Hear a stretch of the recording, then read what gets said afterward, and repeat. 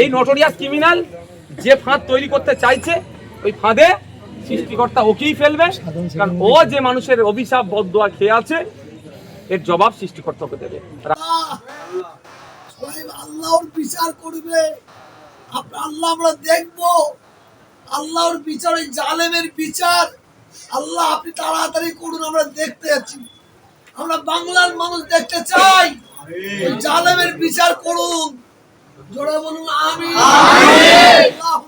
মারছে, ধরছে, মামলা দিচ্ছে, তারপর আবার ভাইজান করছে, দম থাকা চাই।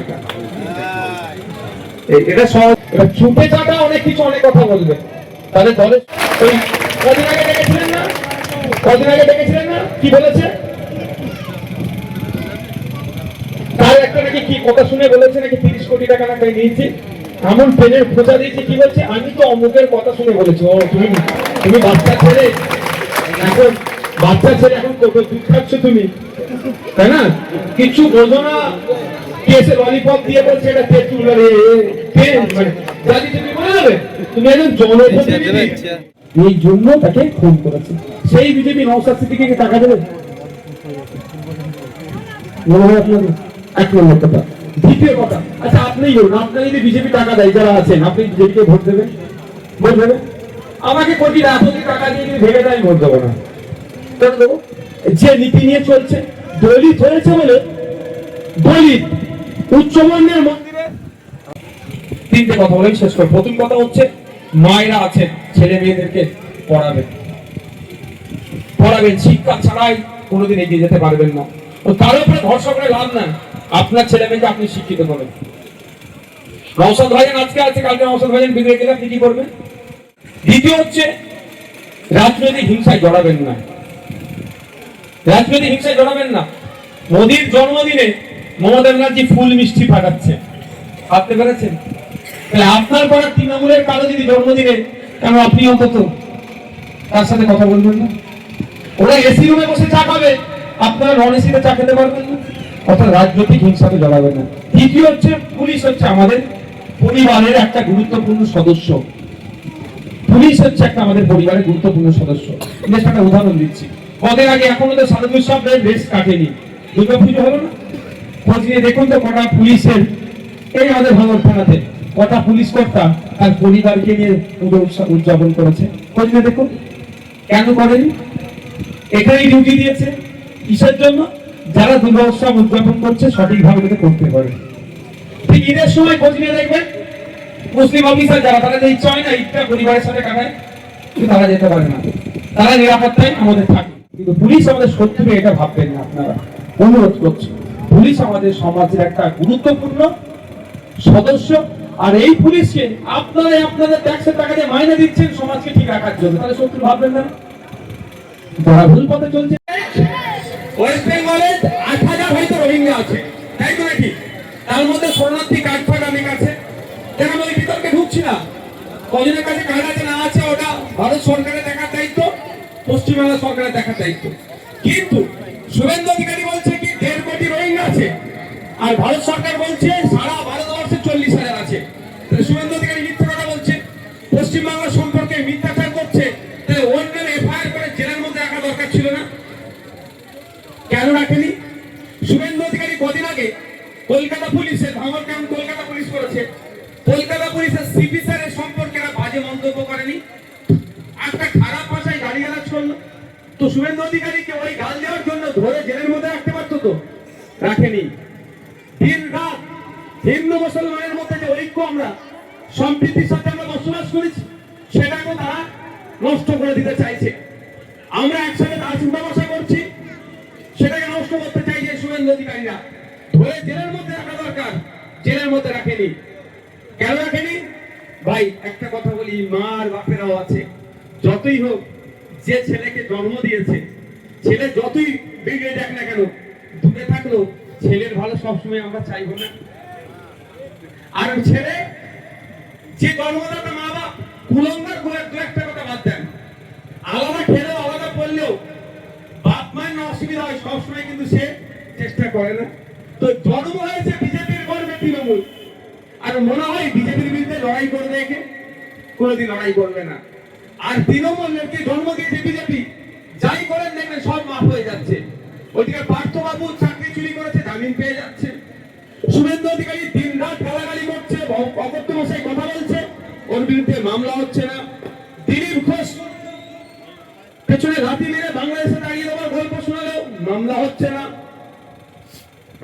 বিভিন্ন নেতারা, এদের বিরুদ্ধে মামলা হচ্ছে না। কারণ কি?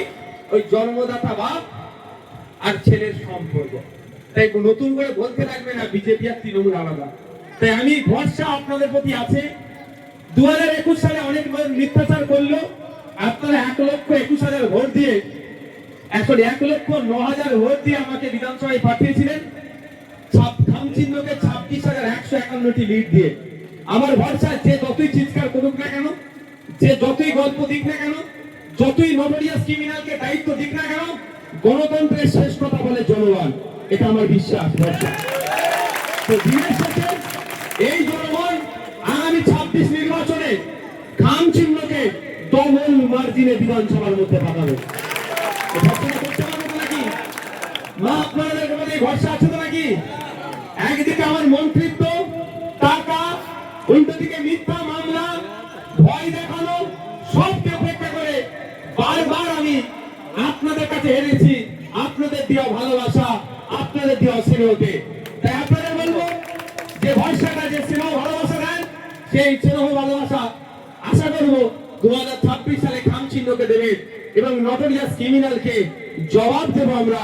যে ভাঙড়ের মানুষ সুয়েতের বিপক্ষে যায়, সারা রাজ্যের মানুষ যখন বিজেপি তৃণমূলের খেলাতে মশগুল হয়ে উঠেছিল, একদিকে শুভেন্দু অধিকারীকে দিয়ে কান্নানো করা হয়েছে যে তাড়িয়ে দেবো, আর উল্টো অপরদিকে মমতা ব্যানার্জিকে দিয়েছে মলম লাগানো হয়েছে কি আমি তাড়াতে দেবো না। এই গল্পের মধ্যে আটকে রেখেছিল, তার বাইরে গিয়ে ভাঙড়ের মা বাপ, বাপ ভাই, বাপ বোনেরা দেখিয়ে দিয়েছে রাজ্যের মানুষকে। আজকে রাজ্যের মানুষ আফসোস করছে, যেখানে ছুটে যাচ্ছি, সে মুর্শিদাবাদ হতে পারে, মালদা হতে পারে, দিনাজপুর হতে পারে, পুরুলিয়া হতে পারে, বীরভূম হতে পারে, একটাই কথা, যে ভাঙড়ের মানুষ যে সঠিক কাজ করেছিল, আমরা ভুল কাজ করেছিলাম, ভাঙড়ের মানুষ যে সঠিক পথে আছে, সেটা আপনার কোথায় গেলে দেখা যাবে? পুরুলিয়াতে, বাঁকুড়াতে, বীরভূমে। আপনারা যাবেন, গিয়ে বলবেন আমরা ভাঙড়ের মানুষ, ঠিক চাপড়ে বলবে ঠিক কাজ করেছিলে। যদি 10টা নওশাদ সিদ্দিকী তৈরি করতে পারতাম, এই অরাজকতা বন্ধ করে দিত। সেই জন্য প্রচুর মানুষ বিজেপি তৃণমূল ছেড়ে ছেড়ে আইসিকে ছায়া করে আসছে। আমরা এই স্টেজে তুলে সবাইকে ঝান্ডা ধরাই না, একটু অসুবিধা আছে। আমাদের কিছু করার নেই, পুলিশকে এসে চাপ দেবে, মিথ্যা মামলা দেবে। সেই জন্য বলি ঠিক সময় ঝান্ডা ধরে ঘুরছে, চুপচাপ যাবার খামে ছাপ দিয়ে চলে আসবে। ভাঙড়ের কথা বলছি, ভাঙড়ের কথা বলছি। ভাঙড়ের এইরকম আছে, ত্রিস্তরীয় পঞ্চায়েত নির্বাচনে ভোট তো চুরি হয়েছে, চুরি করে তো শান্তিতে নাই। অন্য অনেকে পঞ্চায়েতের মেম্বার, সমিতির মেম্বার, আরো অনেকে রেডি আছে, যদি একবার সিগন্যাল দিই ঝান্ডাটা ধরে নেবে। কিন্তু আমরা বেছে কুচে নিতে হবে ওর মধ্যে থেকে। কি বলছি বুঝতে পারছেন না? যে ওইখানেও করে কামিয়ে খেয়েছে, এখানেও করে কামিয়ে খাবে আশা করলে তো এইখানে গাঁট থেকে দিতে হবে, বার করে পকেট থেকে আনতে দিতে হবে। এখানে পকেটে ঢুকাবার জায়গা নাই, এখানে সবাই সহ্য করতে পারবে না। কি বলছি, ভুল বলছি নাকি? এটা সবাই সহ্য করতে পারবে না। নালে মারছে, ধরছে, মামলা দিচ্ছে, তারপর আবার ভাইজান করছে। দম থাকা চাই, এটা সহজে সবার দ্বারাই হয় না। তো আপনারা দৃষ্টান্ত তৈরি করেছেন, সারা রাজ্যের মানুষ বিশ্বাস করুন, সারা রাজ্যের মানুষ একটা আফসোস করে যে 2021 সালে এই তৃণমূল বিজেপির খেলাতে না পড়লে, যদি 10টা নওশাদ সিদ্দিকী আমরা তৈরি করতাম না, এই রাজ্যের বিহাল দশা থেকে কিছুটা হলো পরিত্রাণ পেতাম। তাই আগামী দিনে আমাদের প্রস্তুত নিতে হবে। যেমন আমি আজকে এখন ছিলাম নারায়ণপুর অঞ্চল থেকে এখানে আসলাম, হাড়োয়া, মিনাখার অনেকের সাথে দেখা হলো। তো সবাই মানসিক প্রস্তুতি নিয়ে নিয়েছে যে আর ওসব গল্প শোনাবো না, কে আসছে কে যাচ্ছে ভাই, আমাদের ভাইজান আরো বেশি করে আইনসভার মধ্যে ঢুকাতে হবে।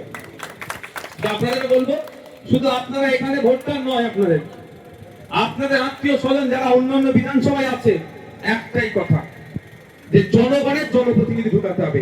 এই জনগণের জনপ্রতিনিধি এটা কোনোদিন ভাববেন না চারটে মুসলমান ঢুকালে লাভ হয়ে যাবে, ও কিছু লাভ হবে না।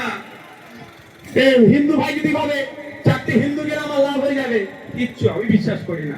আদিবাসী ভাই যদি বলে চারটে আদিবাসী গেলে আমি লাভবান হয়ে যাব, আমি অন্তত বিশ্বাস করি না। ঠিক দলিত ভাই যদি বলে চারটে দলিত পাঠালে আমার দলিতের হয়ে কথা বলতে বিশ্বাস করি না।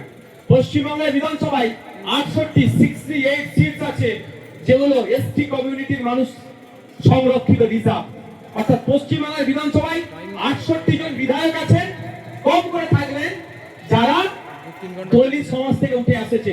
কিন্তু আমি 4 বছর বিধানসভায় যাচ্ছি, একবারের জন্য কাউকে বলতে শুনলাম না দলিতের উপরে যে অত্যাচার হচ্ছে বন্ধ হওয়া দরকার। একবারের জন্য বলতে শুনলাম না দলিত যে ভাইরা যে সমস্ত এলাকায় বসবাস করে সেইখানে প্রাইমারি আপার প্রাইমারি স্কুলগুলো বন্ধ হয়ে যাচ্ছে, শিক্ষক নেই, শিক্ষক দাও, এ কথা বলতে শুনলাম না। পশ্চিমবঙ্গের বিধানসভাতে 18টি এসটি শিডিউল্ড ট্রাইব অর্থাৎ আদিবাসী সমাজের বিধায়ক আছে, একবারের জন্য কারো মুখে বলতে শুনলাম না যে বন জঙ্গলের যে অধিকার কেড়ে নিচ্ছে ফরেস্ট রাইট অ্যাক্ট 2006 কে 2023 এর অ্যামেন্ডমেন্ট করে আদিবাসীদের হাত থেকে জঙ্গলের অধিকার কেড়ে নিচ্ছে। পশ্চিমবাংলা বিধানসভায় এর বিরুদ্ধে একটা রেজুলেশন নিয়ে আসা হোক, একবারও বলতে শুনলাম না। একবারও বলতে শুনলাম না কেন এসটি কোটাতে নন এসটিরা চাকরি করবে, এটা বলতে শুনলাম না। একবারও শুনলাম না ওদের মুখে দেউচা ভাষা নিয়ে যেভাবে আদিবাসীদেরকে উচ্ছেদ করা হচ্ছে, ওদের জায়গাকে কেড়ে নেওয়া হচ্ছে, অযোধ্যার দুর্গা প্রকল্পের নামে আদিবাসীদের জায়গাকে কেড়ে নেওয়া হচ্ছে, জঙ্গল থেকে আদিবাসীদেরকে উচ্ছেদ করা হচ্ছে, রিসোর্ট বানানো হচ্ছে, আদিবাসীদের তাড়িয়ে দেওয়া হচ্ছে। পশ্চিমবাংলার বিধানসভায় 18 জন আদিবাসী বিধায়ক থাকার পরেও একজন কেউ বলতে শুনলাম না। পশ্চিমবাংলার বিধানসভায় আমাকে ছড়ার পরে 43 জন মুসলিম বিধায়ক আছে, একবারের জন্য দাঁড়িয়ে বললো না পশ্চিমবাংলাতে হিজাব পড়ার জন্য অত্যাচারের শিক্ষা হয়েছে, হিজাব পড়ার জন্য স্কুল থেকে বার করে দিয়েছে, হিজাব পড়ার জন্য স্বাস্থ্য কেন্দ্রে ঢুকতে দেয়নি, এটা অন্যায় হয়েছে, এর বিরুদ্ধে ব্যবস্থা গ্রহণ করা দরকার। আনিস খানকে হত্যা করেছে, এর বিরুদ্ধে ব্যবস্থা গ্রহণ করা দরকার। ওয়াকফ আইনের বিরুদ্ধে রেজুলেশন করা দরকার, কাউকে বলতে শুনলাম না। দলিত গেল, আদিবাসী গেল, মুসলমান গেল, লাভ কি হলো? আদিবাসীদের হয়ে সেই ভাঙড়ের বিধায়ক বলছে, দলিতদের হয়ে ভাঙড়ের বিধায়ক বলছে, মুসলমানদের হয়ে ভাঙড়ের বিধায়ক বলছে। তাই আগামী যেদিন আসছে 2026, ধর্ম দেখে ভোট দেবেন না, জাত দেখে ভোট দেবেন না, জনগণের জনপ্রতিনিধি তৈরি করতে হবে। শুধু ভাঙন নয়, নিমেষে আমাদেরকে দায়িত্ব নিয়ে তৈরি করতে হবে। হাওড়াতে করতে হবে, ক্যানিং পূর্বে করতে হবে, রাজারহাটে করতে হবে, কক্সবাজারে করতে হবে। অর্থাৎ এই ভাঙড়কে ঘিরে যে সমস্ত বিধানসভা, এখান থেকে আমরা জনগণের জনপ্রতিনিধি করে, সে হিন্দু হতে পারে, মুসলমান হতে পারে, দলিত হতে পারে, আদিবাসী হতে পারে, দেখার দরকার নেই। জনগণের জনপ্রতিনিধিকে আমরা বিধানসভার মধ্যে পাঠাবো, যে চার ধর্ম বর্ণ নির্বিশেষে মানুষের জন্য কথা বললে, শিক্ষা নিয়ে কথা বললে, স্বাস্থ্য নিয়ে কথা বললে, মানুষের অধিকার নিয়ে কথা বললে, ওয়েটল্যান্ড যেভাবে বুঝিয়ে দিচ্ছে তার বিরুদ্ধে কথা বললে, এক কথায় সংবিধান যে আমাদের অধিকারগুলো দিচ্ছে আমরা পাচ্ছি না, আমাদের জনগণকে দিতে হবে, এর জন্য আওয়াজ তুলবে। সেই রকম মানুষকে আমরা 2026 সালে নির্বাচিত করে আইনসভার মধ্যে পাঠাবো। শুধু বড় দাড়িওয়ালা, বড় টুপিওয়ালা এসে এত বড় জুব্বা পরে এসে ভোট চাইলে ভোট দেওয়া যাবে না। এত বড় শীত কপালে তিলক কেটে এসে ও বড় হিন্দু সেজেছে, ভোট চাইলে ভোট দেওয়া যাবে না। জনগণের জনপ্রতিনিধি তৈরি করতে হবে। আচ্ছা আপনি বলুন, এই তো বড় নেতা নটোরিয়াস ক্রিমিনাল, বড় নেতা না? আমি বললে লেগে যাই, আর আমি বলছি কেন, ওটা ন্যাশনাল হিউম্যান রাইটস কমিশন বলেছে, তাহলে তার বিরুদ্ধে কথা বলুন। বুঝতে পারছো তো? তো এতটুকু সাহস আছে এতটুকু কথা বলা যে ইমাম মুয়াজ্জিনদের যে ভাতাটা দেওয়া হচ্ছে একদম ন্যূনতম। ওয়াকফ সম্পত্তি পশ্চিমবাংলায় 1,43,000 একর, মানে ওটা যদি হয় প্রায় 50 লক্ষ বিঘা ওয়াকফ সম্পত্তি কোথায় আছে জানো? ওয়েস্ট বেঙ্গলে আছে। কত টাকা ইনকাম হয়? ওটা তো নাকি বলছে ওয়াকফ বোর্ড থেকে দেয়। এর মধ্যে গরমিল আছে ভাই, আমি আরটিআই করতে দিচ্ছি, এর মধ্যে রহস্য আছে, ব্যাপার আছে। এইটুকু বলতে পারে তো? এটা কোনো ভুল কথা নয় তো? যে ইমাম মুয়াজ্জিনদের 10,000 আর 8,000 করে মাইনে দেওয়া হোক। এটা বললে কি হবে? ও সাহস আছে বলার? ও বললি যা সামনে পিছনে পুলিশ আছে সেটা কেড়ে নেবে। এতটুকু বলুক যে লক্ষ্মীর ভান্ডার 1000 টাকায় হবে না, 1000 আর 1200 চলবে না, দলিত আদিবাসী মায়েদের 1000-1200 আর মুসলমানদের 1000 মায়েদের ওসব ভাতা সব আমার মা, লক্ষ্মীর ভান্ডার 5,000 করে দেওয়া হোক। এটা কি ভুল কথা হবে? উনি একবার বলতে পারবেন এত বড় নেতা, যেই বলবে দেবেন সকালে বললে সন্ধ্যাবেলা ফট ফেলে দেবে। আর বড় বড় কথা। আর আবুল সাহেব একসময় খুব লাফালাফি করতো, অনেক বড় বড় ডায়লগ দিয়েছিল না আমাদের বিরুদ্ধে। কায়দার সাহেব এখন কোথায়? বলেছিল কি চার সমাজ টাইম দিয়েছিল, চা এই যে আজকে 4 চক্র করেছিল আবার, ওই টেবিল ফেলে চা খেতে পারবো না। আমি উত্তর তখন দিইনি, আছে কায়দার সাহেব কোথায়? আমি এটা বলার বক্তব্য, দল যতক্ষণ পান দেবে ও ফুলবে, দলের কাজ মিলে যাবে, পড়ে যাবে। তাই হুশ করে কথা বলা দরকার। আমি আমার ছেলেদেরকে বলি একটা অঞ্চল মন্তব্য করবে না, কারণ আমরা রাজনীতি করতে এসেছি, মানুষের সেবা করতে, রাষ্ট্র সেবা করতে এসেছি। যদি ভালো কথা বলে করতে পারো ভালো, নালে কেটে পারো, তৃণমূলের নাম লিখিয়ে দাও, অন্তত কিছু না পারো মাল কামিয়ে দিতে পারবে। পরে যা আমি রিসিভে ঘরে ধরবে জিজ্ঞাসা করে ওদের বলি, একটা খারাপ ভাষা ব্যবহার করা যাবে না।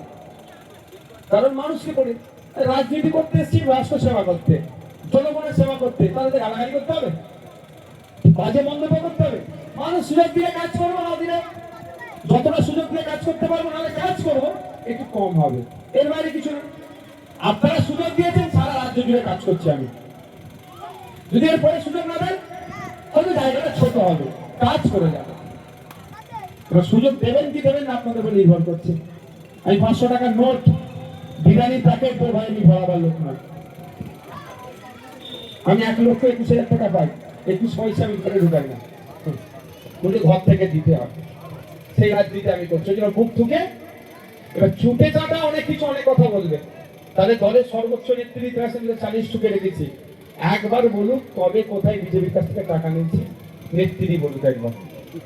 শুধু এড়িয়ে যায়, একটা দল বেরিয়েছে বিজেপির কথাই চলছে বসছে, এড়িয়ে যায়। দলটা কে? নাম বলুন, কত টাকা নিয়েছি বলুন, কবে নিয়েছি বলুন।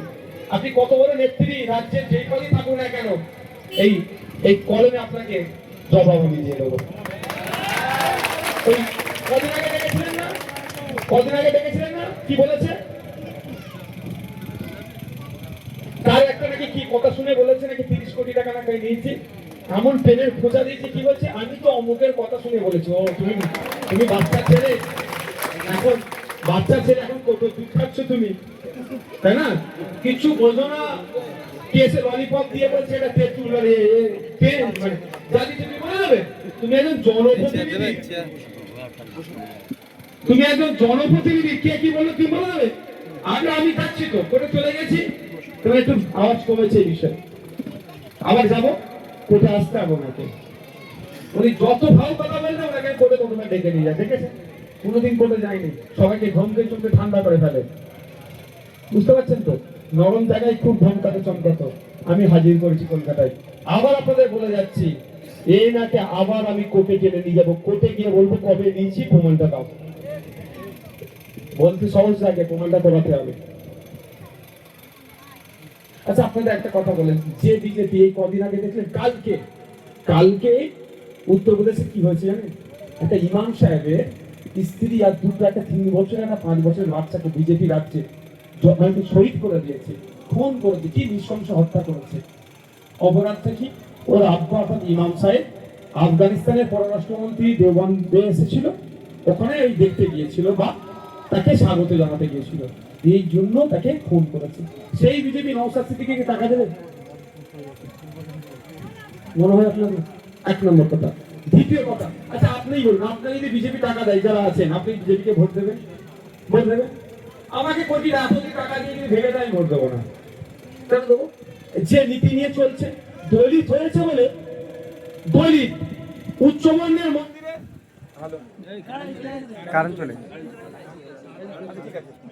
দলিত হওয়াটা শুধু হচ্ছে অপরাধ, উচ্চবর্ণের মন্দিরের কলে পানি খেয়েছিল, পিটিয়ে মেরে দিয়েছে।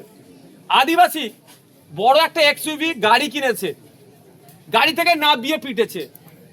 পিছড়ে বর্গের হিন্দুত্বে গাড়িটা ওভারটেক করে চলে গিয়েছে। বিজেপি রাজ্যের কথা বলছি। তোর এত বড় সাহস, তুই আমাকে ওভারটেক করে চলে গেলি? গাড়ি থেকে, বাইক থেকে নামিয়ে পিটেছে। মুসলমান হওয়ার জন্য, আইলাম মোহাম্মদ হোসেন লেখার জন্য তাকে মারছে, তার নামে মামলা দিচ্ছে। সেই বিজেপির কাছ থেকে টাকা আমি নেবো?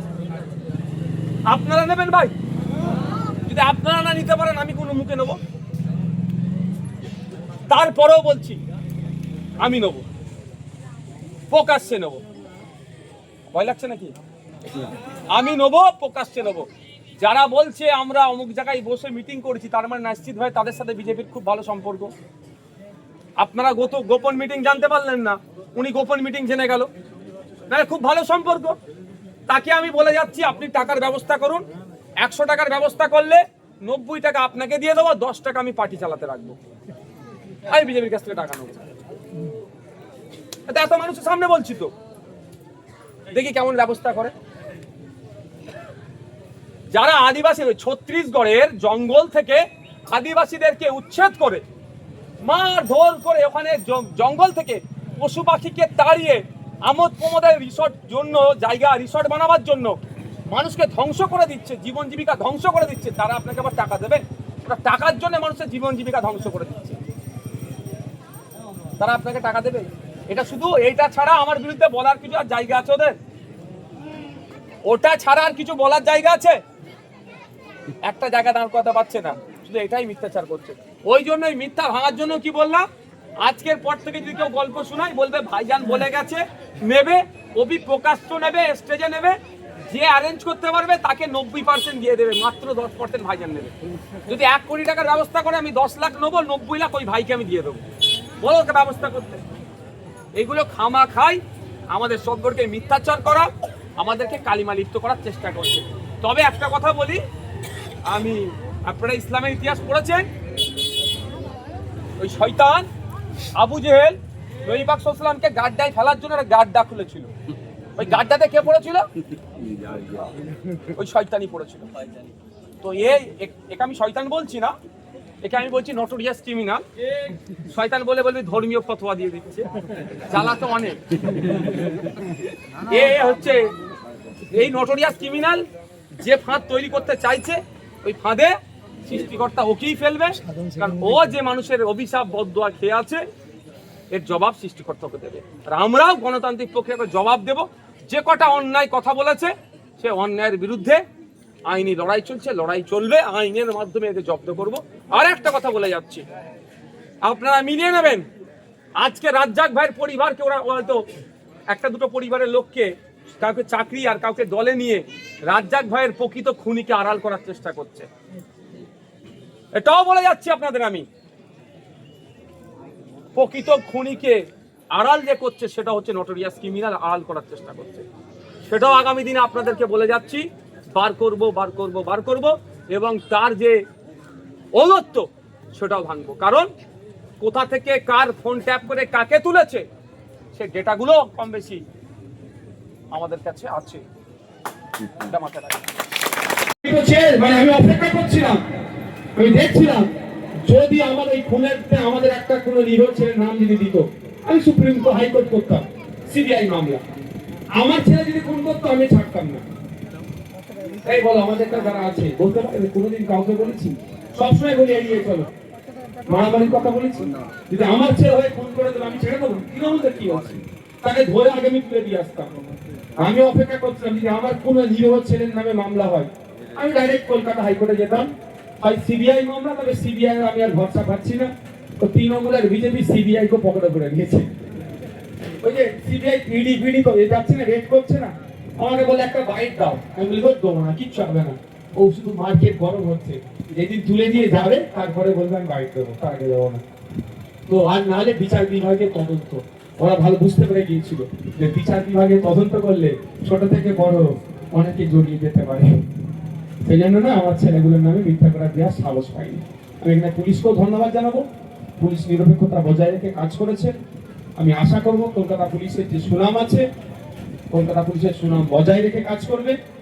কারণ একটা সময় স্কটল্যান্ড ইয়ার্ডের সাথে কলকাতা পুলিশের তুলনা হতো।